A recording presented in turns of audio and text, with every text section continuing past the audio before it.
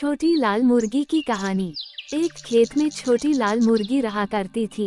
वह बहुत मेहनती थी। उसके घर के पास ही एक कुत्ता, एक बिल्ली और एक बत्तख रहते थे। ये तीनों आलसी थी। इसके बाद भी चारों में अच्छी दोस्ती थी। कई बार कुत्ता, बिल्ली और बत्तख छोटी लाल मुर्गी का फायदा उठाते थे। वह मेहनत करके अपना भोजन तैयार करती और ये तीनों खाने पहुंच जाते। मुर्गी भी दोस्ती के कारण इन्हें कुछ नहीं कहती थी। एक दिन की बात है।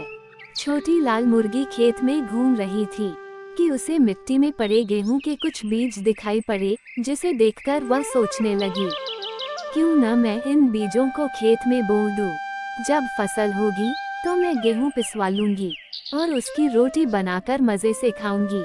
उसे आशा थी कि उसके दोस्त इस काम में उसकी सहायता अवश्य करेंगे। उसने गेहूं के दाने उठा लिए और सबसे पहले कुत्ते के पास पहुंची। उसने कुत्ते से कहा, दोस्त, देखो मुझे खेत में गेहूं के ये बीज मिले हैं। मैं इसे बोना चाहती हूँ। क्या तुम मेरी सहायता करोगे? कुत्ता उस समय आराम कर रहा था। उसने जवाब दिया, नहीं, ये मेरे सोने का समय है और मुझे जोरों की नींद आ रही है। मैं अभी ये काम नहीं कर सकता। छोटी लाल मुर्गी बत्तख के पास पहुंची और उससे पूछने लगी, दोस्त, क्या तुम इन गेहूं को बोने में मेरी सहायता करोगी? बत्तख बोली, नहीं, देखो कितनी धूप है, मैं तो झुलस जाऊंगी। माफ करना, मैं तुम्हारी सहायता नहीं कर सकती। तब छोटी लाल मुर्गी बिल्ली के पास गई और उसे भी गेहूं के बीज दिखाकर पूछा, दोस्त, कुत्ता और बत्तख तो मेरी सहायता नहीं कर रहे, क्या तुम मेरी सहायता करोगी? बिल्ली बोली, देखो इस समय तो मैं पड़ोस के घर में दूध पीने जा रही हूँ, इसलिए अभी तो मैं तुम्हारी सहायता कर ही नहीं सकती। दूध नहीं मिला तो मैं भूखी रह जाऊंगी। दुखी होकर छोटी लाल मुर्गी बोली, कोई बात नहीं, मैं खुद ही जाकर खेत में इन बीजों को बो देती हूँ। वो खेत में गई और कड़ी धूप में दिन भर मेहनत कर शाम तक उसने सारे बीज बो दिए। समय बीता और खेत में गेहूं की फसल लहलहाने लगी, जिसे देख छोटी लाल मुर्गी बहुत खुश हुई और दौड़कर सबसे पहले कुत्ते के पास पहुंची। उसने कुत्ते से पूछा, दोस्त, खेत में फसल लहलहा रही है, क्या तुम फसल काटने में मेरी मदद करोगे? नहीं, मैं यह काम नहीं कर पाऊंगा, मेरी तबीयत जरा ठीक नहीं। कुत्ते ने कन्नी काट ली।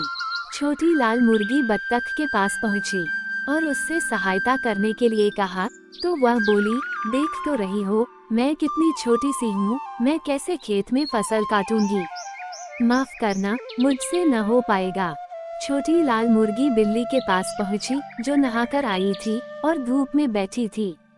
छोटी लाल मुर्गी ने उससे फसल काटने में सहायता मांगी, तो वह बिदक कर बोली, नहीं, मैं ये काम नहीं करूंगी, मैं अभी अभी नहाकर आई हूँ, मैं वहाँ धूल मिट्टी में गंदी हो जाऊंगी।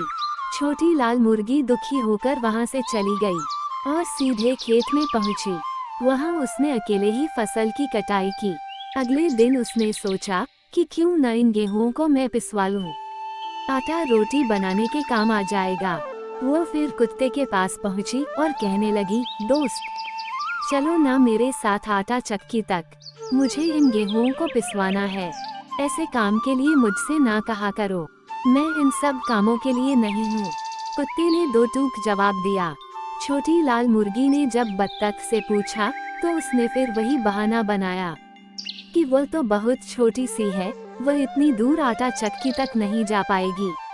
बिल्ली के पास जाकर जब छोटी लाल मुर्गी ने सहायता मांगी तो बिल्ली बोली, आटा चक्की से उड़ने वाले आटे से मेरे बाल खराब हो जाएंगे, मैं तो वहाँ नहीं जा सकती। दुखी छोटी लाल मुर्गी अकेले ही आटा चक्की गई और गेहूं को पिसवा कर वापस आई। अगले दिन उसने रोटी बनाने की सोची और अपने तीनों दोस्तों के पास पहुंची।